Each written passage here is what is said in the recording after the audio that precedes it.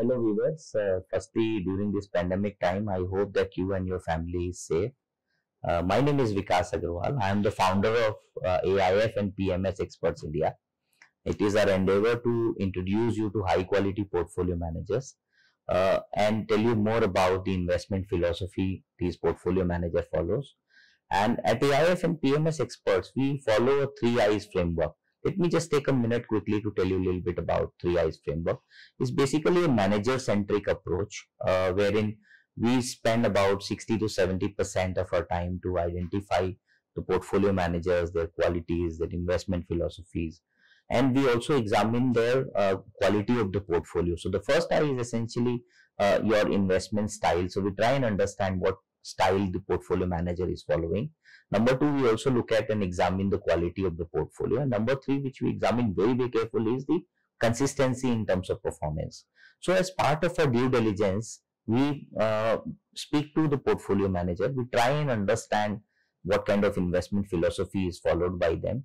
We also try and understand that how do they create wealth for their investors. So today I'm here to introduce you to a company called Sage One.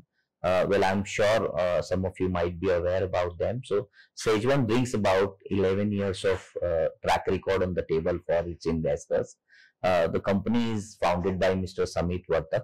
Well, some of you who might be aware that Samit comes from very humble background. So he comes from a small village which is nearby Pune city. His father is a farmer, so he's a proud son of a farmer who started his career in 2002.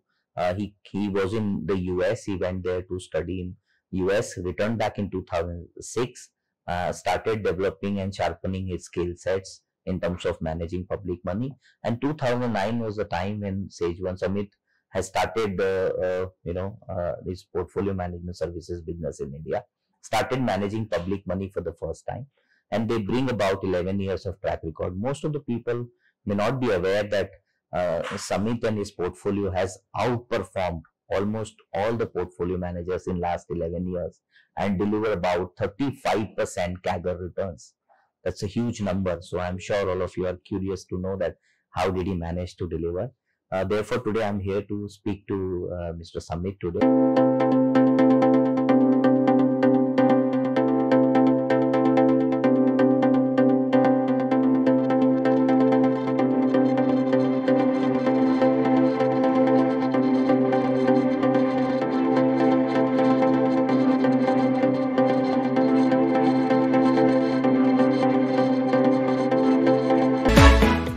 Well, Samit doesn't need any sort of introduction. He has over 2.5 decades of rich experience in the area of investments, more particularly in equities.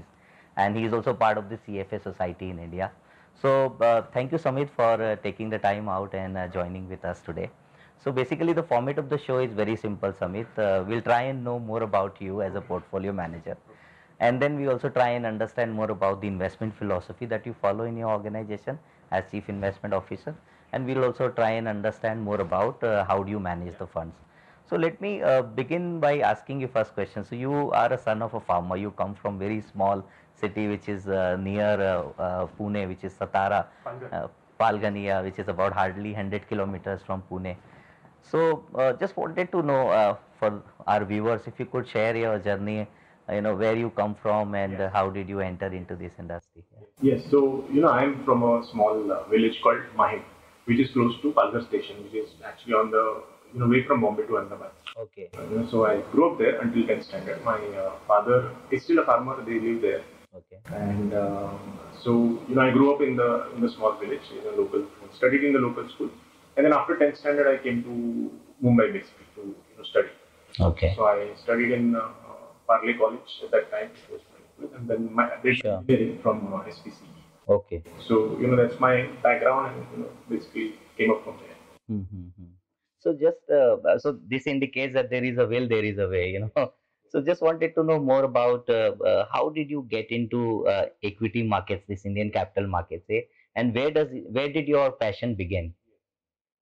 When I was in India, I had absolutely zero idea about what equities are. I never even looked at, because I was an engineer. I thought I'll do something in engineering. Sure. I even worked with Mahindra and Mahindra at a Kandivali factory for about 3 years. And then it was pure luck that I one of my friends had come to me and he said, "Why don't you apply for?" He had some extra forms to apply for the MBA schools in the US. Okay. And I took a couple of those forms, which were in the top 20 schools, MBA schools, and fortunately got a scholarship. And that was, completely pure luck, based on which I went to the US. I had no ability, no financial strength to go to the US. My father had to take some loans to basically at least take care of the living expenses. So I went to the US in 1997, and that was the sort of the dot-com boom era. So when I went to the MBA and when I was studying, these kind of subjects, equity analysis and or anything to do with investment is something which attracted me. And Sure. it was a boom market, so it's very easy to get attracted because everyone around you is making money. Sure. And a lot of my fellow students were actually trading, Those days, in yeah. those days. And maybe because they were all experienced, so they had money, right? They had Sure. worked for 4 5 years and then come for their MBA. And that's what got me sucked in. And the first time I started investing was in 1999. Okay, that was in the US. It was in the US. Okay. So that's where my investment journey actually started. And then generally, whenever you start in a boom market, that is one of the worst education that you get. Because everything is working for you. Wherever you invest, you don't know the company and you put the money and things go up. So the initial part was that. So I got excited, started making money, and that was the first time I got some money in my hand ever. Because Sure. I got the signing bonus. Mhm. I got a good job with PwC at that time. And until that time, I wasn't sure what I wanted to do. Sure. And that's when I started with the bad sort of education of not really diving deep into the companies. As soon as the markets crashed, that's when That's where you realized. all the money that I had made, Okay, you lost out all your money. and that was a really bad impact on me because my father had taken loans and we were from a pretty weak background, and that I money understand. which I lost could have sponsored many families to come up in their life. Okay. Because the impact was so bad. I said I need to learn more, and whatever education I got through my MBA, I think it was 5% of what I needed. So I enrolled myself for CFA. I This was see. in 2001, and then also started reading all kinds of books. And that's where I learned really about investment. So after 2 years of break, then I really started investing. Okay. Then the experience has been bad, but it was good that the initial part is where I got the shock of my life, so that my risk-taking ability went down. I was very careful in investing, Sure. and that itself has formed sort of the backbone of how my investment philosophy has developed over a period of time. Maybe it wasn't Sure. Sure. what I did in 2004 is very It's kind of evolved over a period. evolved over time, but that experience is always fresh in my mind. I don't want to go through that kind of an experience again, and I hope the investors also don't go through that Sure. experience again. So it's developed from that point in time. And it's always been my passion, and I want to get full time into investing. Yeah. I'll come to that. Yeah. So you returned back to India in 2006, and then you kind of started working for an organization.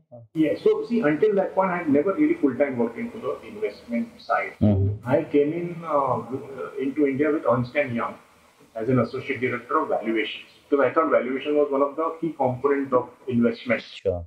So I came in with Ernst and Young, and then I worked there for a year, and then next year I moved on to the private equity side. So that's where my full time investment journey started in 2007. 7. Okay. So what made you to start Sejuan?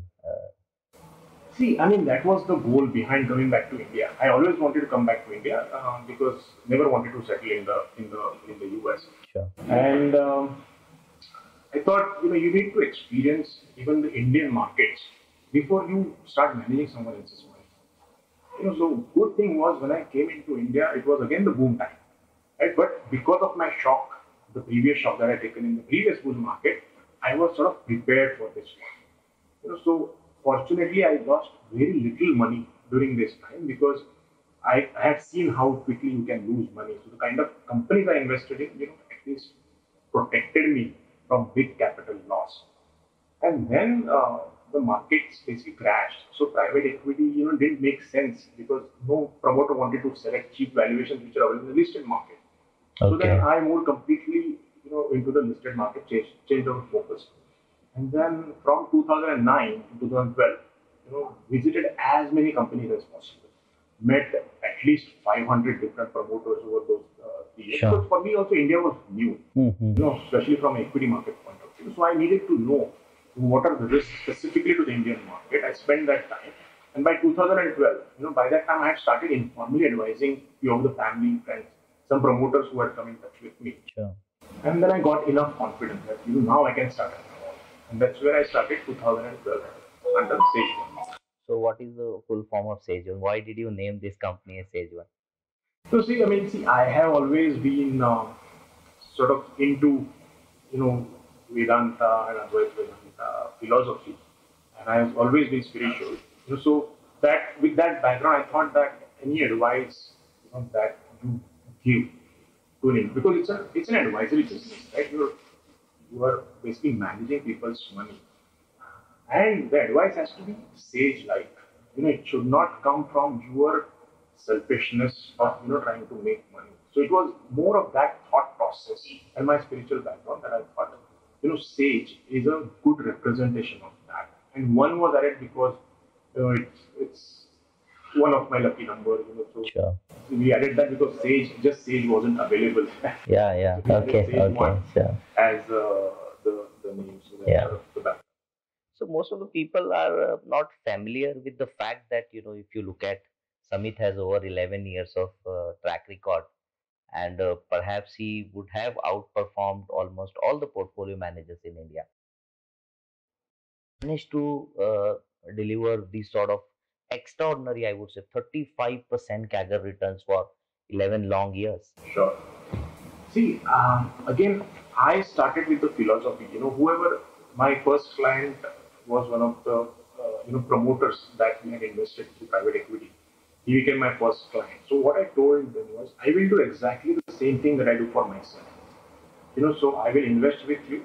I will take the entire risk, and my entire capital will be invested in the same portfolio. I do not invest in anything else. So there's enough and more skin in the game. Yeah, once the interests are aligned, you generally take the right decisions. You do not have a ulterior, motive other than making money for the client, because that's the only way you can make money yourself. Sure.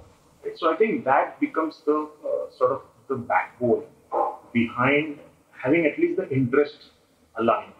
And then, of course, we can talk about the philosophy and all of that. Basically, that is the driver behind, your performance. So, when I started, it was very small. Right? The first investor gave me only 1 crore. So when I started 2012, the overall AUM was like barely 2-3 crores. And slowly, with word of mouth, we haven't done too much of marketing propaganda or of basically trying to accumulate AUM. so with word of mouth, we have slowly grown. So it has, organically been built. From that 2-3 crores now we have crossed about 2,100 crores. Uh, and that's the philosophy that we will follow. And one other thing, which is I think very important is the size that you manage. We Sure. are very conservative in terms of how much money we want to manage. We don't have, too big ambitions.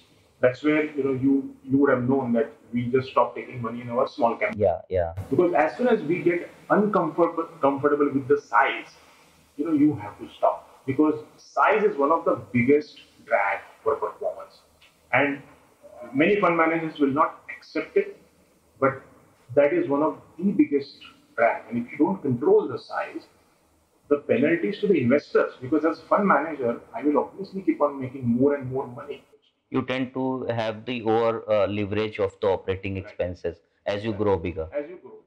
If you have the client's interest and the returns in mind, generally you end up taking different decisions than if you just think it as a business. But there has to be a good balance between client's interest and the business interest. So I think I at least believe that we have a good balance there. Sure. It helps us, deliver. So this is one of the interesting thing that I have learned from Samit today is that as an portfolio manager, you need to sort of align your interest with investors' interest. in the end. And once that gets aligned, then the miracle can happen in terms of creating the wealth. But unfortunately, if you look at in our industry, this this interest is not aligned, and therefore, as an the authorized channel partner of Sage One, we also come and play a very very important role in terms of becoming an interface between the portfolio manager and the investor.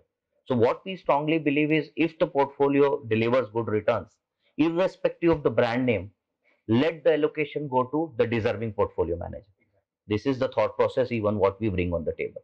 No, that's absolutely important because I think the allocation today is driven more by incentives rather than by the client interest. And that's what you need to work with those kind of people, where client interest always comes first. And then incentives will come, but let the client first make the money.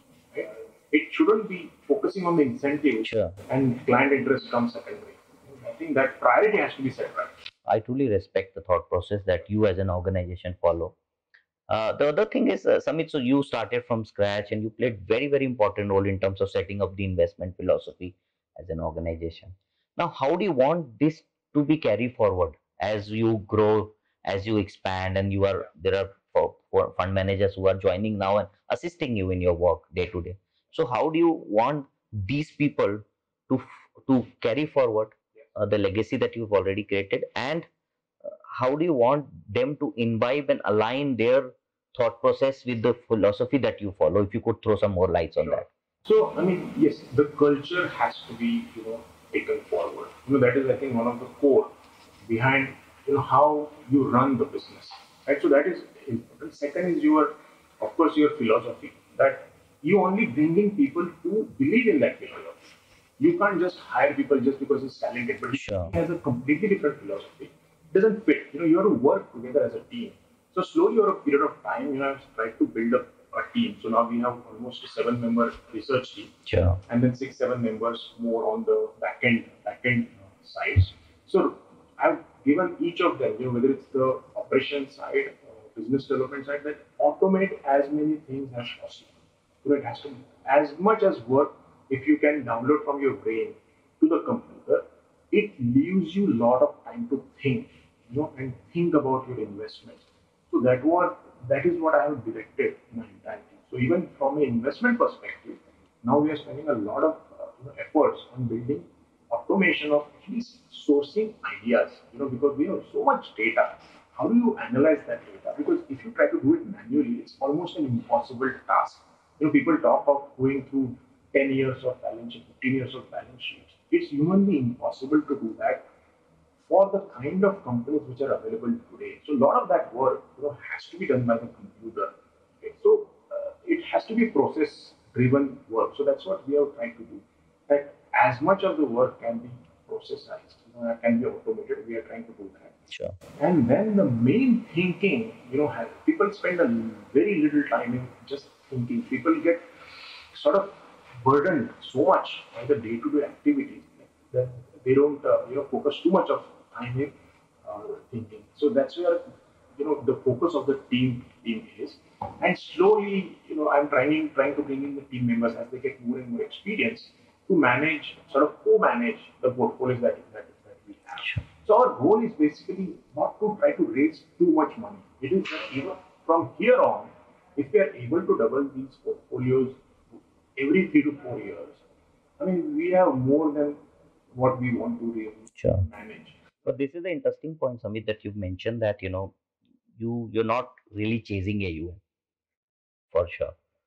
Now, this is the question on behalf of our investors. Okay, they ask me, as per the SEBI norm, the minimum threshold for any PMS investment in India is 50 lakhs rupees. But in your case, it is minimum 2 crores. So, for our viewers, just if you could give us the rationale behind why have you made 2 crores as minimum threshold? So see, I know a lot of investors keep on asking me, but what I realized that in mathematically, generally it's a sort of 80-20 rule. Generally the 20% of your clients make up 80% of your AUM, and then the remaining 80% will make 20%. And especially if you go down the curve, with lower and lower AUM, it will become 90 to 10.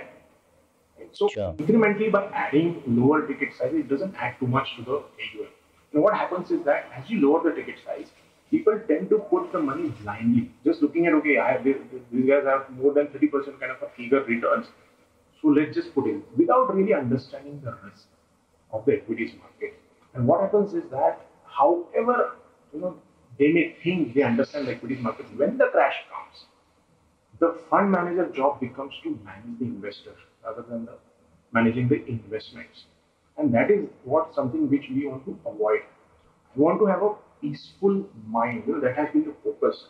Right? So when a client comes in with a 2 crore ticket size, his evaluation of the fund manager is much more. So he comes in with a lot of thought and risk evaluation. So he comes in with much more prepared. And generally, I end up meeting all the clients. So I get to understand the risk profile of the client because I don't want to miss them. Right? Sure, appreciate. And equity is a very, very risky asset that every investor has to know. I mean, Dow Jones had fallen 90% in the 30s, 1930s, right? We haven't seen that kind of a fall. But if you had gone through the fall even from the financial crisis, right, which was, the Nifty was down 55%, 60%, it's a brutal experience. And many investors may think they are ready because they haven't seen that kind of a fall. But when you actually destroy 50, 60% of your hard-earned money, it is not something that everyone can take. So basically, from that perspective, you want to make sure that we choose the right set of clients. And with higher ticket size, you have higher probability of doing that because the investors who blindly put in 50 lakhs is, it's not that big a deal these days. So you will get many hundreds of more clients by doing that. But most of them, or big portion of them, could be wrong set of clients for you, which is something that we want to avoid. Yeah. The other thing is, Samit, since you've worked in the US market and you're kind of familiar with these developed economies, and this is my one of my observation. If you look at the developed economy, the fund manager allocation is done basis their expertise. But unfortunately in India, this concept is now getting evolving over a period of time. And we come from the similar school of thought that the portfolio manager should be given the allocation basis their expertise. So as a portfolio manager, where is your specialization? You look at large cap, mid cap, small cap, micro cap. So if investors have to look at you as a part of their overall allocation of their portfolio, how should they look at you? Sure. See, I have a lot of corporate background. I worked in the US with a lot of corporates. Through PwC, I was advising a lot of manufacturing companies in sort of optimizing, their cost structure, increasing their profitability. And then the second part was on valuation. So advising venture capital funds, large M&A deals. And so I understand, how managements from other side think and how do they plan, right? So my strength is basically business understanding. As a equity investor, my goal is to double the money every 3 to 4 years. That is that has been my goal at personal level. Since I do the exact same thing for my investors, that is the goal for my investors. And the only way you can do it is by finding companies where the earnings double in 3 to 4 years. Because without earnings growth, you can't really have returns. Generally over a long period of time, they go hand in hand. In short term, they can diverge, but in the long run, they will converge towards the same line. Right? So that is the philosophy. Now, unfortunately, most of the large caps do not have such a high growth for a longer period of time. And that's where we ended up not finding too many companies in the large caps, but we ended up finding most of the companies in the mid caps and the small caps. So we now are called mid cap and small cap kind of investor, but it is based on what we are looking for. Sure. As well as we don't invest in like micro caps where sort of the liquidity is a big issue. Big issue out there. So Yeah. at least for the core portfolio, we focus on companies which are 3,000 crores plus 3,000 plus. 3,000 crores plus market cap. Because beyond that, getting out is the more difficult part. So we try to manage the risk by getting into liquid stocks Sure. first of all, where the earnings are going to double in the next 3 to 4 years. So that's the core philosophy that we Sure. follow. The other interesting learnings today is that what Samit rightly said is that in the long run, stock appreciation mirrors the corporate earnings, and they go hand on hand. In between, there would be a period when they may have a diversion, but eventually they have to follow each other. Is that correct, Samit? Absolutely. Only, if you're a trader, then you can look for sort of making more money by, value or valuation re-rating. But in the long run, valuation re-rating becomes a smaller portion of your returns. The major portion of your returns will come from earnings growth. Without earnings growth, you cannot make long-term wealth. Sure. You can make trading profits, but if you really want to make wealth, you have to focus on companies where they will become 8, 10, 20, 50, 100 times bigger than where they are today. And that can only happen through scaling of the earnings. Yeah, so last two questions, Amit. So recently we got to learn that you've stopped taking money in one of your portfolios. What was the reason behind that? See, as I said, the size is the biggest drag for your investment returns. Right? So we had launched a small and micro cap portfolio which focuses on companies which are below 5,000 crores market cap. And then initially we had targeted raising only 100 crores, which we extended to 200 crores because we found decently large companies within that bracket. So we raised about 200 crore plus, but with returns, it has gone to almost 430 crores, which we thought is like is beyond our comfort level, because our portfolio is concentrated. We invest in 15 to 16 stocks. That means per stock you have to invest 25 crores kind of money. Yeah. And there are so as your per company investment goes up, the universe shrinks for you, right? So shrinking of universe is a big penalty to the investors, because even if I like the company, I cannot invest it for the investors just because of my size, right? So that is something that we want to avoid. Obviously, you can't avoid it completely, right? I mean, if I was given complete freedom, I will find companies which are 200 crores or 300 crores market cap. But practically, you can't manage or you can't run a business. Try to find that balance, and where we think that if you're investing a small and micro cap kind of companies, managing thousands of crores is not practical. It is something which you do it for a business, but you are compromising on the interest of the investors. Yeah, the last question, Samit. Most of the investors wants to know what is your views on the markets? Where are we as an economy at this point of time, and how do you foresee next decade? Would this belong to India or any other country? See, I am very positive on India. I mean, I have always been positive on India, and I am positive on the entrepreneurs of India. I think since I came back to India, I've seen the transition of how entrepreneurs have developed their skills, how globalized their thinking has been. When I met those 500 promoters at that time, there was a lot of focus on making their own money, and I came across so many who were siphoning off, from their balance sheet. Now, over a period of time, they have realized that the big money is made by your valuations. Instead of getting a 10 times valuation, if you get 60 times valuation, instead of getting 1,000 crore valuation, you will get sort of 6,000 crores valuation, right? And that's where more and more promoters are becoming much more professional. Plus, they have seen the bad side. Once you are found doing even small thing wrong, you are derated for your entire life. So that's something is where now less and less promoters are doing it. So I think that's where the opportunity is. We have the best of promoters where over the last 5, 6 years, they have gone through really difficult phase of running business. The kind of incentives that you get in China, we don't get, right? So they have done well in spite of the government, and that's where they have been very frugal. They are some of the most profitable running companies, having the lowest cost.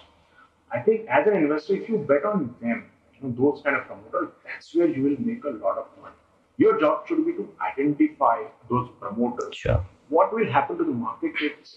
It's one of the most difficult things to do. Right? I mean, because if I tell you that the markets are expensive today, but the same thing happened in 2015. Right? We are at similar kind of valuation level as in 2015. But then the market just kept on going up from 2015 to 2000 almost mid 2018. 18, huh? Right? And that was 3.5 years. So same thing can happen now, and the markets could double from here over the next 3.5 years.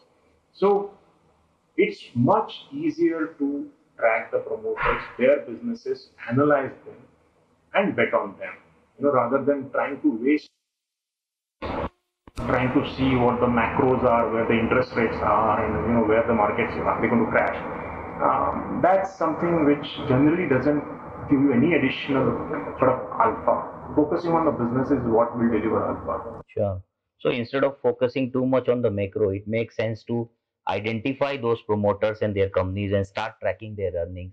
I think according to Samit, that makes more sense than to really keep bothering about the valuations of the markets. Is that what? Okay. That's not in our hands Yeah. at all. So what is the, yeah, sure. So what is the kind of advice that you give it to our investors? Any book that you would like to recommend them? A and B is, some of the our investors are attracted towards the high beta stocks which are now participating in this rally. So what is your kind advice to them? Yes, so I'll focus on the high beta question. I think that's where I started with SBI. That's where I learned the lessons, right? So high beta is something where it's more of a phenomenon of FOMO, fear of missing out. Where in such a market, if you are invested in 5 companies and you see other companies running faster than your companies, you tend to get attracted towards those, even if you do not understand those businesses. Just because the prices are moving up, generally investors get a lot of confidence about the business because the prices are moving up, stock price, even if they have really no clue about the underlying business. I think if you understand the business and you like it, and if it's high beta, then it's fine. But if it's the other way around, Sure. it's one of the riskiest thing you will do, because in the short run you will make a lot of money. Biggest money is made by protecting what you made. Well If said. you make money this way, when the markets turn, generally you will leak out all the profits that you have made and you will be back to square one where you started. Focus on protecting whatever you have made. Yeah. So money saved is money earned. So protection is equally That's where important. you generate that alpha. As a fund manager, I think the performance has to be seen when there is a drawdown. How much less is your drawdown? Sure. How much money did you protect during that drawdown? I think that's the part where investors tend to focus less on. Investors tend to focus on the short term, where where is the biggest delta or beta that you are getting, but you will not understand the risk that the fund manager is taking to develop that beta. So risk analysis is something which is lacking, but I think that has to be the focus of an investor, whether you're an active investor or just investing into a fund Sure. manager. Sure. Any book that you would like to recommend, or rather, let me put it this way: any book that really sort of helped you to evolve your investment philosophy? See, for me, my focus is on understanding businesses. So, a lot of general market books are good for your motivation as well as understanding how other markets or other fund managers work. But where you really gain knowledge is, I think, reading Michael Porter's books. It's how do you analyze different businesses, different industries, what really develops these barriers to entry and what are the advantages which are sustainable.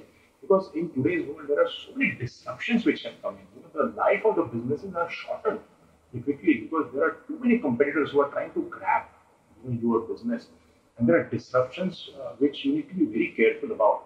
But to analyze that, you need some framework. So those books, Michael Porter's books, are something which have taught me a lot, and that keeps on developing because it's just one is reading. You can reread multiple times, and then put it across and see how it works across different industries. And as a fund manager or as an investor, you need to see how you compound your knowledge over a period of time. And this is, I think, understanding businesses where you really develop that edge of compounding of knowledge. If you just learn about trading and these short-term movements, that doesn't compound.